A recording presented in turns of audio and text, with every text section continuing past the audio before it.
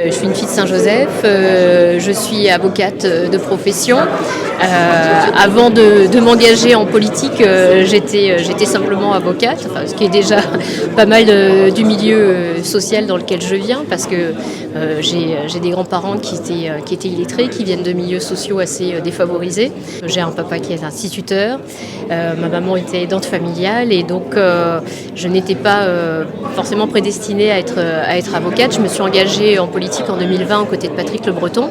À ce moment-là, je suis devenue 6e adjointe avec les délégations à l'aménagement et aux ressources humaines notamment. J'ai accepté la proposition d'être candidate aux élections législatives. Donc c'est un bond qui est assez fulgurant pour moi, mais qui s'inscrit finalement dans une dynamique qui est réunionnaise, puisque l'on voit sur 7 députés élus hier, 6 issus de l'Union de la gauche. En toute honnêteté, surprise que l'écart soit si important, puisqu'il y avait derrière David Lorion la machine municipale de Saint-Pierre. Et donc, si je n'étais pas surprise du score effectué à Saint-Joseph, parce que nous avions fait un énorme travail auprès des électeurs saint-joséphois, si j'avais été également très présente à Petite-Île et à Saint-Pierre, le score est presque inattendu. Et voilà, on est très content que les électeurs nous aient accordé leur confiance, et je les remercie sincèrement.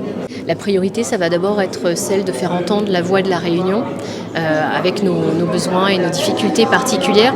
On a une Assemblée nationale qui a aujourd'hui un visage qui est inattendu, historiquement jamais vu, avec un président de la République qui n'a pas la majorité absolue à l'Assemblée nationale, une première force d'opposition qui est la NUPES, et puis un groupe qui émerge et qui crée la surprise, qui est celui du Rassemblement national, les Républicains qui sont très minoritaires, mais qui certainement tenteront de faire basculer ou pas la majorité.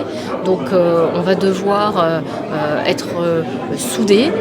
L'Union de la gauche ne doit pas s'arrêter à la campagne, et plus que jamais nous devrons parler d'une seule voix pour faire véritablement barrage à la politique voulue par Emmanuel Macron.